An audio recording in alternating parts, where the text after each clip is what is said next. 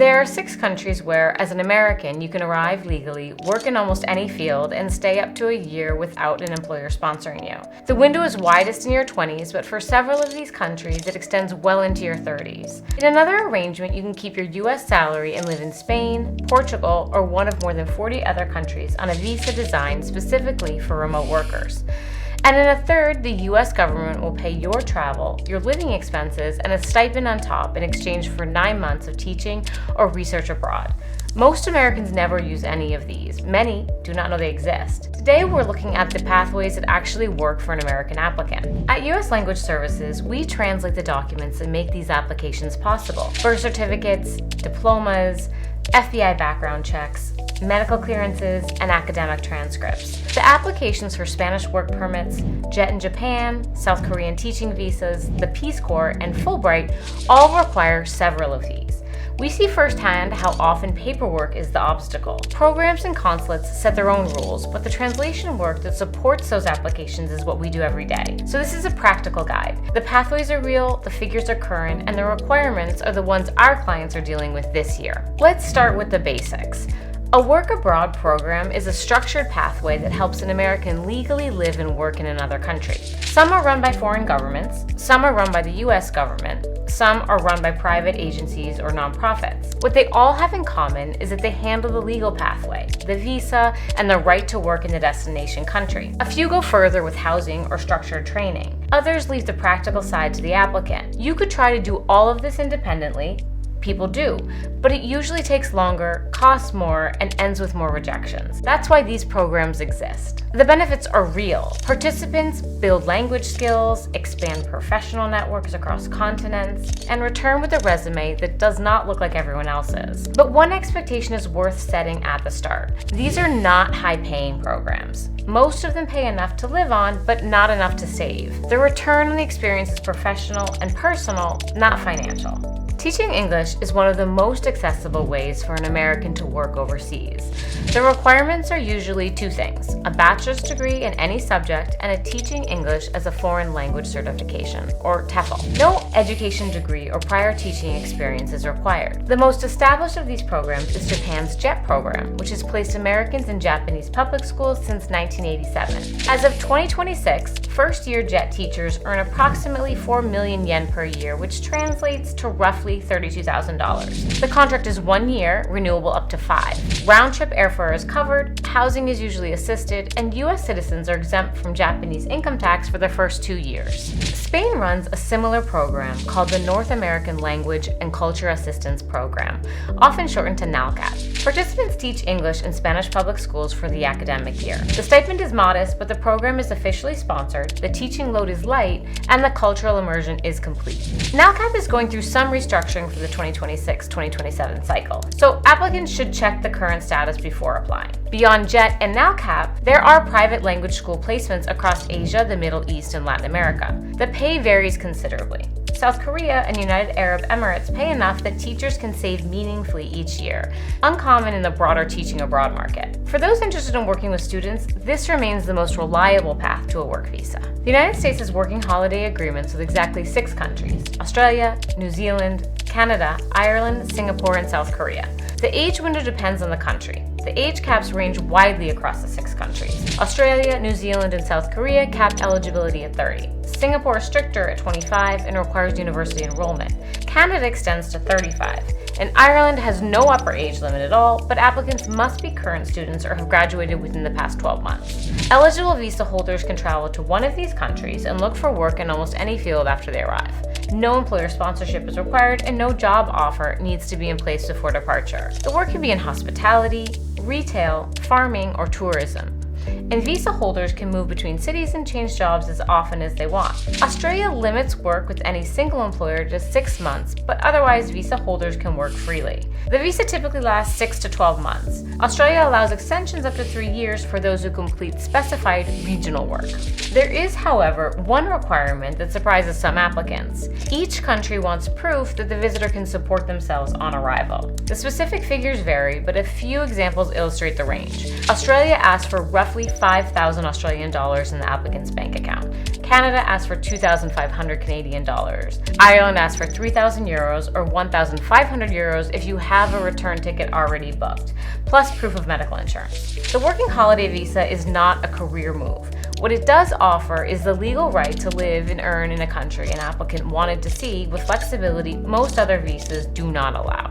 Before we go any further, I want to hear from you. If you've lived or worked abroad, drop a comment with the country and one thing about the experience that surprised you. And if you're planning a move, let us know where.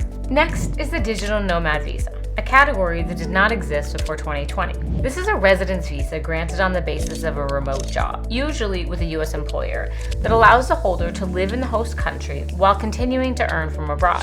Estonia launched the first dedicated digital nomad visa in 2020, with Barbados following weeks later. Within a few years, dozens more countries had followed, Portugal and Spain in 2023, and by 2026, more than 40 countries offer some version of the digital nomad visa.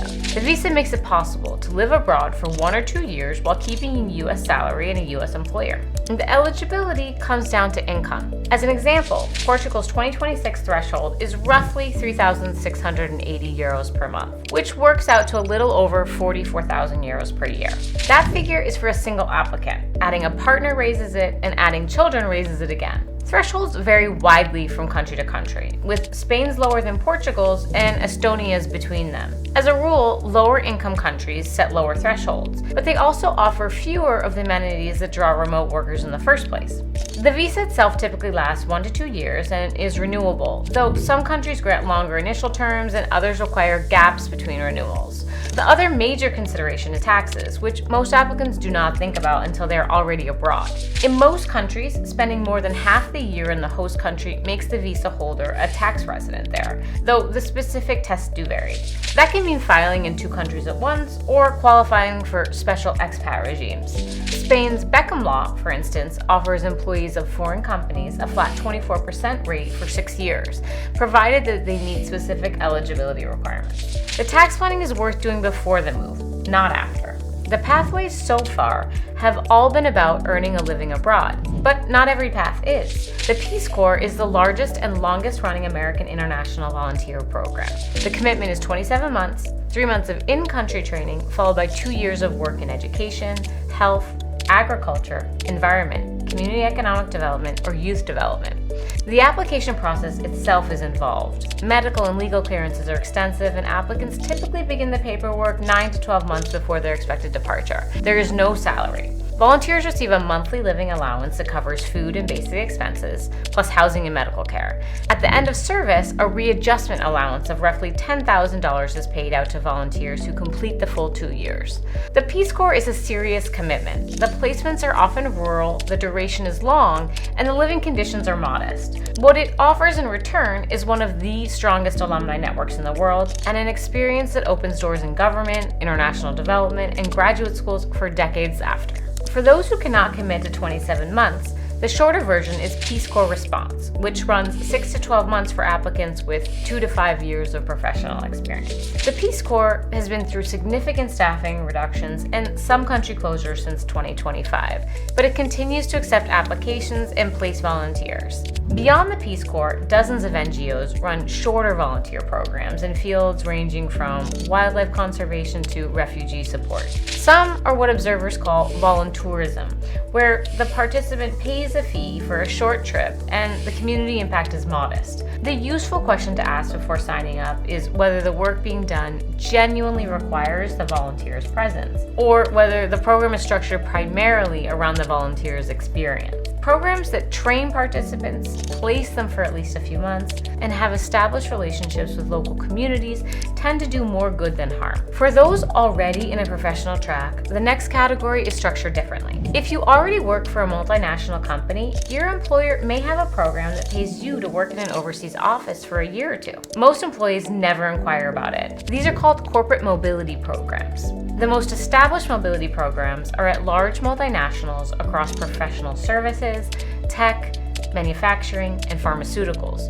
though many run them with limited internal visibility. Students who are not yet in a corporate role have their own route in, Organizations like ISEC and ISTE place students in companies abroad for 2 to 12 months. Both have placed more than 1 million students between them. ISEC works with students across most fields, with some placements paid and some including housing. ISTE specializes in paid placements for science, engineering, technology, and architecture students. The benefits here is direct career experience in an international setting, which carries weight on a resume long after the placement ends. These programs select carefully, and applications are usually submitted 6 to 9 months in advance. Every pathway so far has required the applicant to pay. There is one where the U.S. government pays you. The Fulbright program, administered by the U.S. State Department, places Americans as English teaching assistants and researchers in more than 70 countries. It is competitive, but it is fully funded. Travel, living costs, and a stipend are all covered. The program went through funding disruptions in 2025, but is operating and accepting applications for the 2027-2028 cycle. The Boren Awards fund study of less commonly taught languages in regions considered strategically important to U.S. interests. Awards range from $12,000 to $25,000 for undergraduates and up to $30,000 for graduate students. In exchange, recipients commit to at least 1 year of federal government service after graduation. Germany's DAAD is the world's largest funding organization for international academic exchange, with programs for undergraduates, graduate students, and researchers. Most scholarships cover a monthly stipend, health insurance, and travel. For current college students, the Financial Aid or Study Abroad Office at most universities will have a list of internal grants for overseas internships and research. Eligibility varies by institution and by program, but most schools have something worth investigating. Whichever pathway an applicant chooses, the application process is where the paperwork begins. Almost every pathway requires a valid passport, usually with at least 6 months of validity remaining beyond the planned stay. Most require an FBI background check, which can take 6 to 12 weeks to process. Some require proof of vaccinations or a medical clearance, and almost all require official copies of the applicant's diploma and academic transcripts. If the destination country does not use English as a primary language, supporting documents need to be translated. Spain, Germany, Italy, France, Japan, South Korea, and Brazil all require official translations for visa documents, each with their own standards for who is authorized to do them. The paperwork moves slowly. Most applications need 6 to 12 months of lead time, with the more competitive ones at the longer end. The pathways are different, the commitments are different, the destinations are different. For those who want to teach, JET in Japan or NALCAP in Spain are the established starting points. For those who want freedom to travel and work, working holiday visas are available in Australia, New Zealand, Canada, Ireland, Singapore, and South Korea. For those with a remote job, the digital nomad visa makes Spain, Portugal, Estonia, and more than 40 other countries possible. For those who want to serve, the Peace Corps remains the most established American option. For those seeking career experience, ISEC, ISTE, and corporate mobility programs offer structured placements. And for those who want it funded, Fulbright, Boren, and DAAD are the established routes. But the experience of living and working in another country tends to leave the same kind of mark. You return understanding how much of daily life is shaped by the country you live in, and with a clearer view of what you actually want from the years ahead. If you're preparing to apply for any of these programs, your documents will likely need to be translated. That's the kind of work we specialize in. We'll see you in the next one.